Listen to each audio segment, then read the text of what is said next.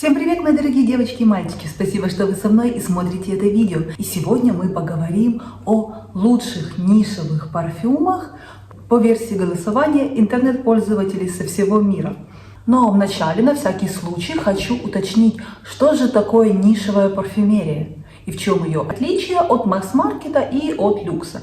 Нишевая парфюмерия – это сегмент, занятый композициями по оригинальным формулам и с оригинальными составами, которые не применяются в массовом производстве ни в масс-маркете, ни в люксе.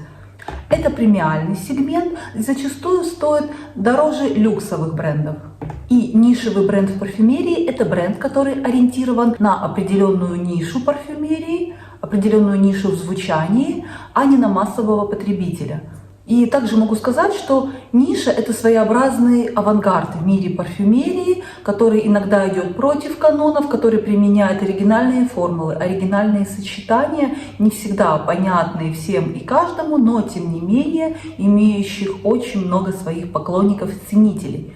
Также отличительными чертами нишевой парфюмерии это является оригинальность нот, оригинальность каких-то компонентов или их сочетания. И сегодня мы разберем самых ярких, самых интересных и самых популярных представителей нишевой парфюмерии. Итак, мы начинаем. Первое, что мне приходит в голову, когда я говорю о нишевой парфюмерии, это Blue Talisman. Это парфюм для мужчин и женщин, очень стойкий, очень шлейфовый, очень интересный. Здесь красивая, такая сладкая, даже чуть перезрелая груша, которая окутана легким дымком, и очень интересно, задорно приправлено искристым лимоном. Звучит очень ярко, интересно и по-современному. Есть такая красивая терпкость, но очень-очень в меру. Для меня Blue Talisman просто идеален на такое жаркое, теплое время года. Он отлично освежает и придает как будто бы бодрости. Он такой чуть акварельный, но при этом я не назвала бы его легким.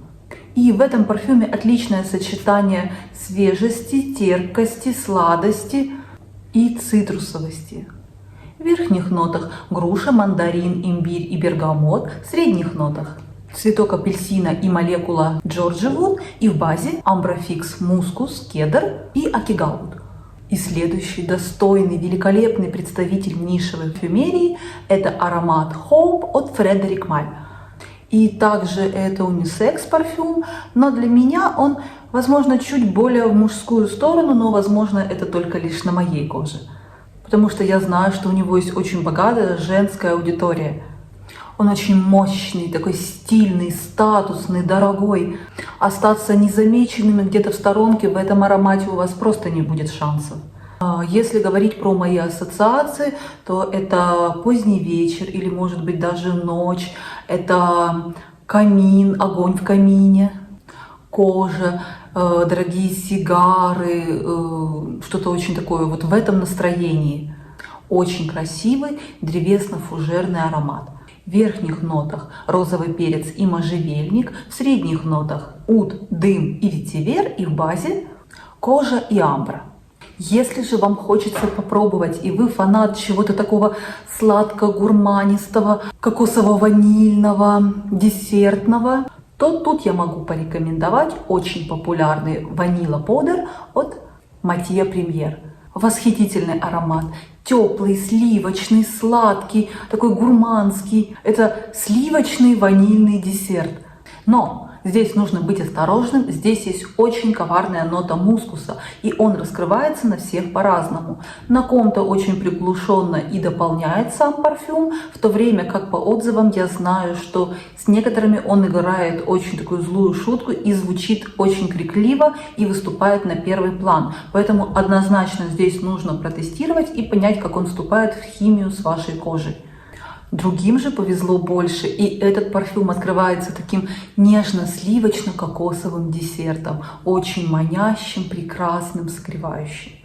В верхних нотах кокосовая пудра и гелиотроп, в средних нотах ваниль и в базе ваниль, мускус, пало-санто, лактоны и кокос. И одним из очень таких популярных на слуху узнаваемых брендов, без сомнения, является бренд Ксержов. И сегодня я хочу познакомить вас с его прекрасным творением Erba Pura. что в переводе означает «чистая трава». Как по мне, на мой вкус, немножко здесь несоответствие названия парфюма и его звучания, так как по мне это не травяной аромат, это не свежая зеленая травка, это такой сочный, очень яркий, очень громкий, совсем не скромный фруктовый аромат. В нем есть напор, сила, такая самоуверенность, однозначно не для скромняшек. Стартует очень свежо, с такой задорной, яркой кислинкой. Стойкость и шлейф здесь на высоте. Даже после принятия душа вы будете ощущать его на себе. Если вам нравится направление кирки, тут однозначно стоит присмотреться. Подойдет не всем и не каждому, не на всякую кожу сядет хорошо, но здесь нужно попробовать. Но в целом вот для меня это одна из отличительных черт нишевой парфюмерии, то, что она садится по-разному, то, что мы слышим ее немножко по-разному, да, мы воспринимаем, у нас есть слепые зоны в нашем восприятии, в нашем обонянии. И если люкс звучит, допустим, всегда плюс-минус одинаково и понятно для всех, то с нишей здесь не всегда так, и здесь нужно подбирать что-то для себя, под свою химию кожи, под свои рецепторы. Но данный аромат от Ксержов — это действительно один из его шедевров. Он очень яркий, очень притягательный, необузданный парфюм. В верхних нотах сицилийский лимон, сицилийский апельсин и бергамот. В средних нотах фрукты и в базе мускус, ваниль и амбра. И я могу порекомендовать вам один из прекраснейших вишнево, таких восточных пряных ароматов. Пьяный и очень красивый аромат от Initio Narcotic Delight. Вишня здесь окутана таким алкогольным флером, но очень дорогим алкоголем, что-то очень красивое. Пьяняще сладкий, очень стойкий и шлейфовый. И здесь нужно одно, максимум два распыления, чтобы не переборщить. Ну и, конечно же, сразу при упоминании вишневых ароматов, возможно, и вам в голову приходит парфюм от Тома Форда Lost Cherry, но вишня от Initio, она совсем другая. Она такая табачно-специевая, алкогольная, очень чувственный, сладкий, манящий парфюм. В верхних нотах вишня, черный перец, красный перец, в средних нотах коньяк, гидеон и роза, и в базе табак, ваниль, бобы тонко, кедр и пачули. Ну и заключительный мой аромат в этой подборке — это Rabbit от Zoologist Parfum. Не все слышали про данную марку, только скорее те, кто увлекается нишей или парфюмерией в целом.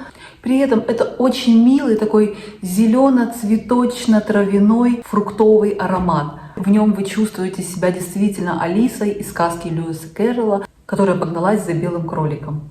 Есть в нем очень такая приятная сладкая нота, чуть гурманистая, но при этом совсем не удушающая, совсем не тяжелая, очень-очень в тему. Это не кондитерское густое, а скорее это такой легкий аромат печенья. Парфюм очень оригинален в своем звучании, очень такой многогранный, интересный, неординарный, сложный и очень-очень красивый. И здесь очень удачное действительно сочетание легких таких свежих нот с сладкой гурманикой. Есть в нем также такая небольшая легкая припудренность, нежность, мягкость. И этот парфюм однозначно заслуживает того, чтобы с ним познакомиться и, возможно, полюбить его.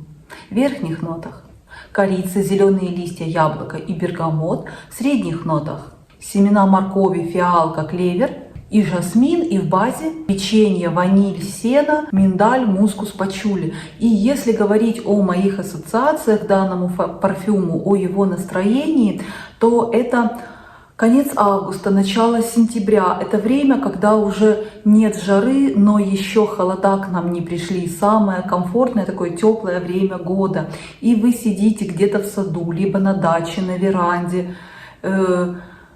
Приятный такой теплый ветерок окутывает ваше тело. И вы пьете как будто бы чай с печеньем. И вот эти все ароматы этого чая, этого печенья, этой травы, которая была разгорячена летом, где-то далеко, возможно, уже косит сено. Очень красиво, очень необычно и действительно притягательно. Но на этом у меня все. Спасибо, что вы были со мной и смотрели это видео. Спасибо за ваши лайки, за ваши комментарии. Я все это очень ценю. Ну а я желаю вам хорошего дня и прекрасного вечера. И не забывайте, что вы прекрасны, вы уникальны. Всем пока-пока!